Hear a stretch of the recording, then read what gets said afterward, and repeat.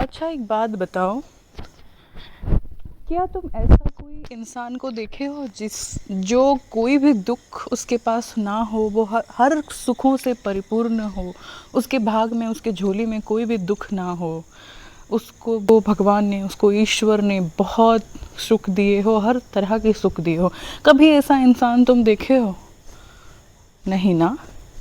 ऐसा इंसान तुम कभी देख ही नहीं सकते हो, जिसके पास बहुत धन है, दौलत है, बहुत ऐश्वर्य है, लेकिन उसके घर में बच्चे नहीं हैं, जिसके घर में बहुत सारे बच्चे हैं, अच्छे बेटे हैं, बेटियां हैं, उसके घर में धन नहीं है, खाने के लिए रोटियां नहीं आ रहा है, जिसका जो शरीर है, उसका शरीर बहुत हट्टा कट्टा सब कुछ है, लेकिन वो उसके आलस के मारे कोई काम नहीं कर पा रहा है, उसको कोई काम ही लोग नहीं दे रहे हैं।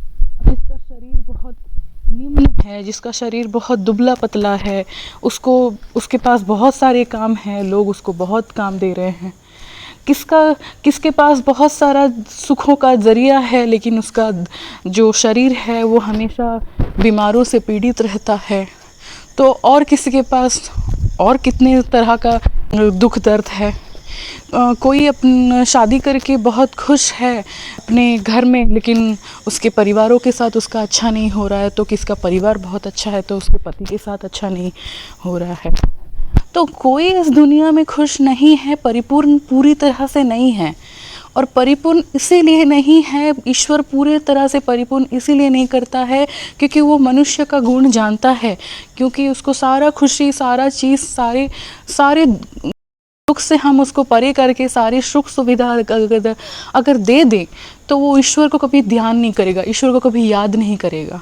क्योंकि ईश्वर जो हैं वो हमारे प्यार और स्नेह, श्रद्धा, इसके भूखे होते हैं। मैं जो हूँ, तुम्हारा प्यार, तुम्हारा श्रद्धा, हर चीज़ का मैं भूखा हूँ।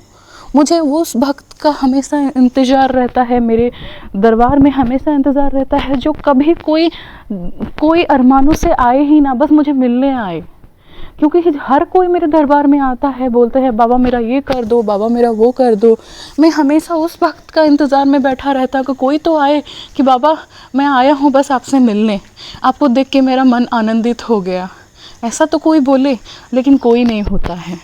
तो लेकिन हम क्या होते हैं, मनुष्य जो है वो उसके पास हर सुख सुविधा होता है, लेकिन एक अगर कोई दुख होता है उसको हम लोग अपना केंद्र मान लेते हैं और उसके ऊपर हम हमेशा ही पूरा अपना तन मन उसी के ऊपर ही लगा देते हैं और ईश्वर को दोष देते जाते हैं कि बाबा आप मुझे ये कर दिए, बाबा इस दुख का मुझे पीड़ा दे दिए, बाबा वो कर दिए।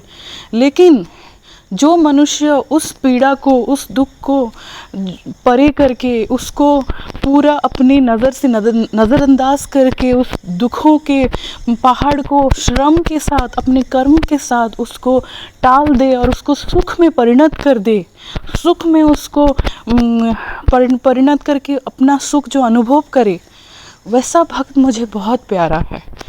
जो दुखों को दुख नहीं मान के अपना कर्म, अपना श्रम के साथ उस दुखों को वो परे करके सुख में उसको जो परिणत कर देता है, सुख में उसको बदलाव कर देता है, मुझे हमेशा पसंद है। और वैसा भक्त मेरा हमेशा खुश रहता है।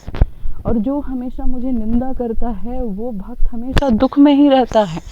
मुझे निंदा मत करो मेरा बच्चा, तुम मुझे जो निंदा करते हो मुझे बहुत दुख होता है।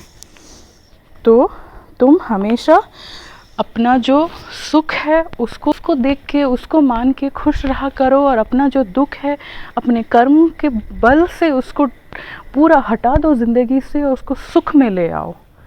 ठीक है, खुश रहो, बहुत खुश रहो।